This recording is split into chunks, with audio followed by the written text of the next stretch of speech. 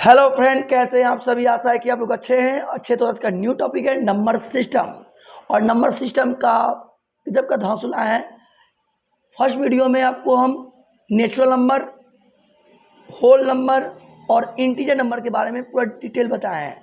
ये second video है, देखते जाइए और समझ में आया तो लाइक कर दीजिएगा और सब्सक्राइब नहीं किए हैं सब्सक्राइब भी कर दीजिएगा और बेल आइकन को भी ऑन कर दीजिएगा। जब जब वीडियो हम डालें तब तक उस वीडियो आपके मोबाइल पर जाए। बाय द वे, आइए सीखते हैं, ज़्यादा बक बक नहीं, पॉइंट बात करते हैं। सबसे पहले हम बात करने जा रहे हैं कि सम संख्या के बारे में। सम संख्या होता क्या है? तो सम संख्या को पहले हम अंग्रेजी में क्या कहते हैं?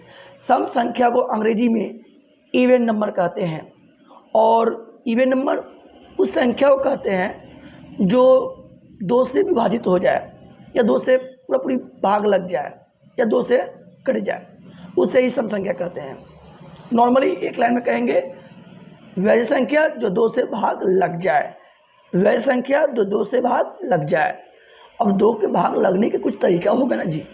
ऐसे ही दो से भाग लगने के लिए आपको हम बता दें, अंतिम में 0, 2, 4, 6, 8 रहेगा, तब समझ लीजिएगा ये संख्या दो से विभाजित हो जाएगा। अगर अंतिम में 0, 2, 4, 6, 8 नहीं रहे तो समझो कि ये सम संख्या नहीं होगा।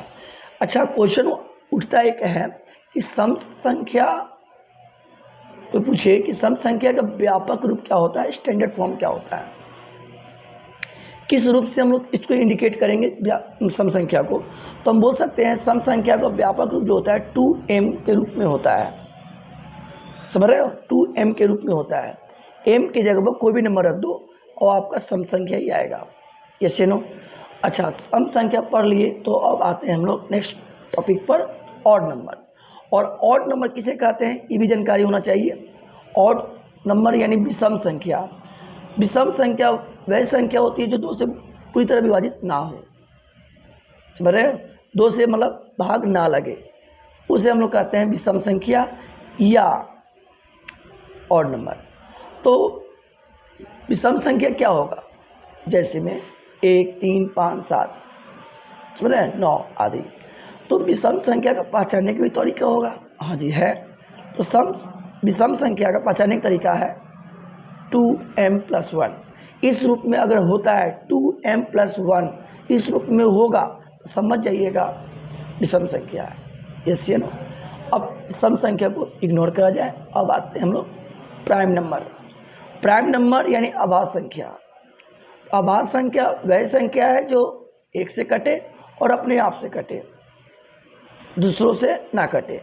यानी आभाज्य संख्या कम से कम 2 फैक्टर होना चाहिए, कम से कम 2 गुणनखंड होगा तभी आभाज्य संख्या होगा, अन्यथा नहीं होगा।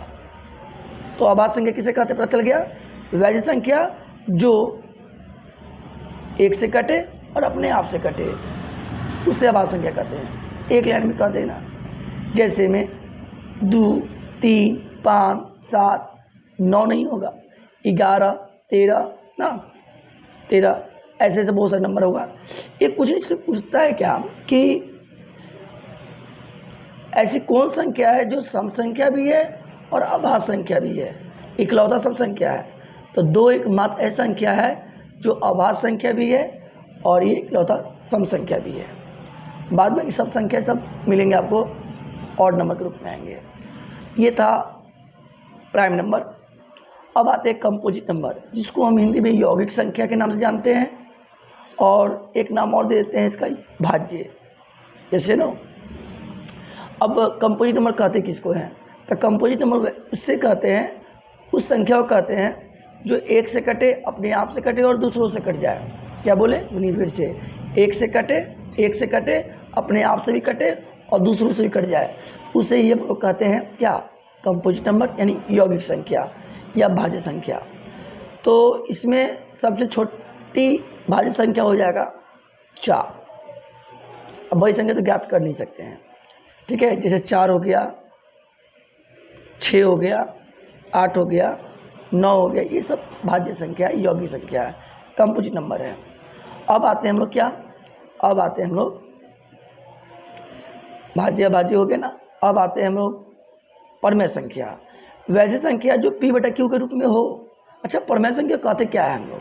परमेय संख्या को अंग्रेजी में रेशनल नंबर कहते हैं, और परिभाषा पूछता है किसे कहते हैं, तो वैसी संख्या जो p बटा q के रूप में हो लेकिन q नॉट इक्वल 0, उसे परमेय संख्या कहेंगे।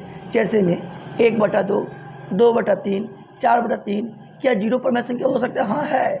0 के नीचे 1 छुपा हुआ है, 0/1 परमेय संख्या है। रूट के अंदर अगर पेयर में लग रहा है, जोड़ा में लग रहा है, जिस रूट के अंदर जो भी नंबर उसका वर्गमूल परफेक्ट निकल रहा है, तो वो आपका क्या होगा? परमेय संख्या होगा।